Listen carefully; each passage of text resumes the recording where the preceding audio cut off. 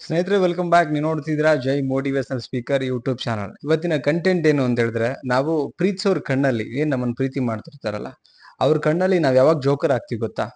ಅದನ್ನ ಹೇಳ್ತೀನಿ ನಾನು, ಯಾವಾಗ ಆಗ್ತೀವಿ ಅಂತ. ಸೊ ಅದಕ್ಕಿಂತ ಮುಂಚೆ ಫಸ್ಟ್ ಟೈಮ್ ಚಾನಲ್ ನೋಡ್ತಾ ಇದ್ರೆ ದಯವಿಟ್ಟು ಸಬ್ಸ್ಕ್ರೈಬ್ ಮಾಡಿ, ಸಪೋರ್ಟ್ ಮಾಡಿ ವಿಡಿಯೋಗಳು ಇಷ್ಟ ಆದ್ರೆ. ಅಂಡ್ ನೋಡಿದ ಮೇಲೆ ಎಷ್ಟು ಪಾಯಿಂಟ್ಗಳ ಬಗ್ಗೆ ನಿಮಗೆ ಏನು ಅನಿಸ್ತದೆ ಅದನ್ನ ಕಮೆಂಟ್ ಸೆಕ್ಷನ್ ಅಲ್ಲಿ ಕಮೆಂಟ್ ಮಾಡಿ. ಅಂಡ್ ಕೌನ್ಸಿಲಿಂಗ್ ಬೇಕು ಅಂದ್ರೆ ಸ್ಮಾಲ್ ಫೀಸ್ ಇರುತ್ತೆ, ಸೊ 1-to-1 ಕೌನ್ಸಿಲಿಂಗ್ ತಗೊಳ್ಬಹುದು. ನಂಬರ್ ಹಾಕಿರ್ತೀನಿ, ಕಾಂಟ್ಯಾಕ್ಟ್ ಮಾಡಿ. ಅಂಡ್ ನೋಡಿದ್ಮೇಲೆ ವಿಡಿಯೋ ಇಷ್ಟ ಆದ್ರೆ ಒಂದು ಲೈಕ್ ಮಾಡಿ. ಕೊನೆ ತನಕ ನೋಡಿದ್ರೆ ಒಂದು ಕ್ಲಾರಿಟಿ ಸಿಗುತ್ತೆ. ನೋಡಿ, ನಾವು ಯಾವಾಗ ನಾವು ತುಂಬಾ ಪ್ರೀತಿ ಮಾಡುವಂತ ವ್ಯಕ್ತಿಯ ಕಣ್ಮುಂದೆ ಅಥವಾ ಅವರ ಒಂದು ಜೊತೆನಲ್ಲಿದ್ದಾಗ ಯಾವಾಗ ಜೋಕರ್ ಆಗ್ತೀವಿ ಅಂತ ಹೇಳಿದ್ರೆ, ಹೆಚ್ಚು ಪ್ರಯತ್ನ ಮಾಡಿದಾಗ ಅಲ್ಲಿ ನಿಮ್ಮ ಮೌಲ್ಯ ಕಡಿಮೆ ಆಗತ್ತೆ. ಸೊ ಯಾವ ತರ ಪ್ರಯತ್ನ ಅದನ್ನು ಹೇಳ್ತೀನಿ ಡೀಟೇಲ್ಸ್ ಆಗಿ. ನೋಡಿ, ಯಾರೋ ನಿಮ್ಮ ನಿರ್ಲಕ್ಷ್ಯ ಮಾಡ್ತಾರೆ ಅನ್ಕೊಳ್ಳೋಣ. ಯಾಕೆ? ಅದೇ ನಿಮ್ ಪ್ರೀತಿ ಮಾಡುವಂತ ವ್ಯಕ್ತಿ ನಿಮ್ಮ ನಿರ್ಲಕ್ಷ್ಯ ಮಾಡ್ತಿದ್ದಾರೆ ಅನ್ಕೊಳ್ಳೋಣ. ಯಾವ್ದೋ ಒಂದ್ ಕಾರಣಕ್ಕೆ ನೀವು ತುಂಬಾ ಹಚ್ಕೊಂಡಿದ್ದೀರಾ, ನೀವು ತುಂಬಾ ಪ್ರೀತಿ ಮಾಡ್ತಾ ಇದ್ದೀರಾ. ಸೊ ನಿಮ್ಗೆ ಅವ್ರು ನಿರ್ಲಕ್ಷ್ಯ ಮಾಡ್ತಿದಾರೆ ಅನ್ಕೊಳ್ಳೋಣ. ಅವಾಗ ಏನ್ ಮಾಡ್ತೀರಿ ಅಂತ ಹೇಳಿದ್ರೆ, ಅವ್ರನ್ನ ಪಡ್ಕೋಬೇಕು ಅಂತ ನೀವು ಹಗಲು ರಾತ್ರಿ ಕಷ್ಟಪಡ್ತೀರಿ.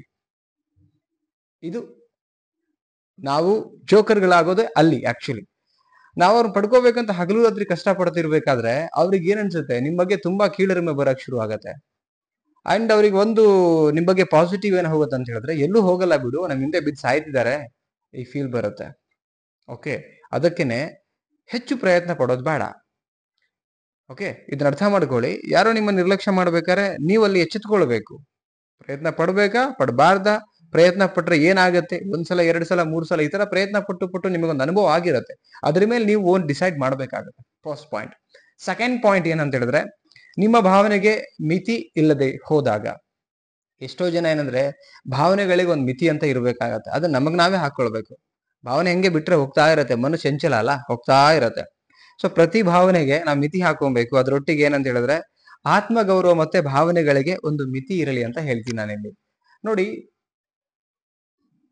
ಪ್ರತಿಯೊಂದು ಭಾವನೆಗಳಿಗೆ ನಮ್ಮವ್ರು ಏನ್ ನಮ್ ಜೊತೆಗಿರ್ತಾರೆ, ಸೊ ಅವರೊಟ್ಟಿಗೆ ಎಷ್ಟು ಮಟ್ಟಿಗೆ ನನ್ನ ಭಾವನೆಗಳನ್ನ ಲೈಕ್ ಕನೆಕ್ಟ್ ಮಾಡ್ಕೊಳ್ಬಹುದು, ಎಷ್ಟು ಮಟ್ಟಿಗೆ ಅವ್ರ ಮೇಲೆ ನನ್ನ ಭಾವನೆಗಳನ್ನ ಲೈಕ್ ಜೋಡಿಸ್ಕೊಳ್ಬಹುದು, ಅದು ನಮ್ಗೆ ಗೊತ್ತಿರ್ಬೇಕು. ಜೋಡ್ಸ್ ಮೀನ್ಸ್ ಕನೆಕ್ಟಿವಿಟಿ ಇಟ್ಕೊಬಹುದು ಅಂತ. ಕೆಲವರು ಹಿಂಗೆ ಅಂದ್ರೆ ಮಿತಿ ಮೀರಿ ಭಾವನೆಗಳನ್ನ ಇಟ್ಕೋತಾರೆ. ಮಿತಿ ಮೀರಿದಾಗ ನೀವು ಯಾವುದೇ ಒಂದು ಹಾಲು ತಗೊಂಡು ಅದನ್ನ ಅತಿಯಾಗಿ ಕುಡಿದ್ರೆ ಅದು ಒಂದು ಕಾಯಿಲೆ ಆಗ್ಬಿಡುತ್ತೆ. ನೀರನ್ನ 3-4 ಲೀಟರ್ ಕುಡಿಯೋ ಜಾಗದಲ್ಲಿ ನೀವೊಂದು 10 ಲೀಟರ್ ದಿನಕ್ಕೆ ಕುಡಿದ್ರೆ ಅದು ಪ್ರಾಬ್ಲಮ್ ಏನೆ. ಭಾವನೆನೂ ಅಷ್ಟೇನೆ, ಎಷ್ಟಿರ್ಬೇಕು ಅಷ್ಟಿಲ್ಲ ಅಂದ್ರೆ ಅತಿಯಾಗಿ ಓವರಾಗಿ ಹೋದಾಗ 100% ಅಲ್ಲೂ ಕೂಡ ನೀವು ಜೋಕರ್ಗಳಾಗ್ತೀರಿ. ಅಂಡ್ ನಿಮ್ಮ ವ್ಯಕ್ತಿತ್ವ, ನಿಮ್ಮ ಮಾನಸಿಕ ಸ್ಥಿತಿಗತಿ ಅವ್ರಿಗೆ ಹುಚ್ಚರ ತರ ಕಾಣ್ಲಿಕ್ಕೆ ಶುರು ಆಗತ್ತೆ.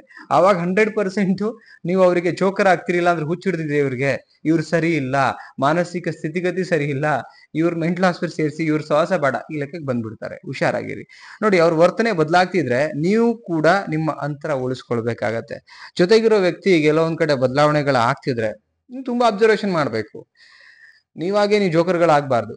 ಅವ್ರು ಒಂದ್ ಹಂತಕ್ಕೆ ಮೇಂಟೈನ್ ಮಾಡ್ತಿದ್ದಾರೆ ಅವ್ರದೇ ಆದ ಒಂದು ಏನು ಅಂತ ಹೇಳ್ತಾರೆ ವ್ಯಕ್ತಿತ್ವನ ಅಂತ ಹೇಳಿದ್ರೆ, ಅಷ್ಟು ಬೆರಿತಾ ಇಲ್ಲ, ಅಷ್ಟು ಮಾತಾಡ್ತಿಲ್ಲ, ಬದಲಾಗಿದ್ದಾರೆ, ಮೊದ್ಲಿನ ತರ ಇಲ್ಲ ಅಂದಾಗ ಏನ್ ಮಾಡ್ಬೇಕು? ನೀವು ಬದಲಾವಣೆ ಮಾಡ್ಕೊಬೇಕು ತಾನೆ. ನಿಮ್ಮಲ್ಲಿ ಬದಲಾವಣೆಗಳು, ಅದು ಬುದ್ಧಿವಂತಿಕೆಯಿಂದ. ಅದು ಕೂಡ ಹೆಂಗಿರ್ಬೇಕು, ನಾವು ಹಂಗಿರ್ಬೇಕು, ಬುದ್ಧಿವಂತಿಕೆ. ನೆಕ್ಸ್ಟ್ ಪಾಯಿಂಟ್ ಏನ್ ಗೊತ್ತಾ? ನಿಮ್ಮ ಜೀವನದ ಫೋಕಸ್ ನ ಚೇಂಜ್ ಮಾಡ್ಬೇಕು.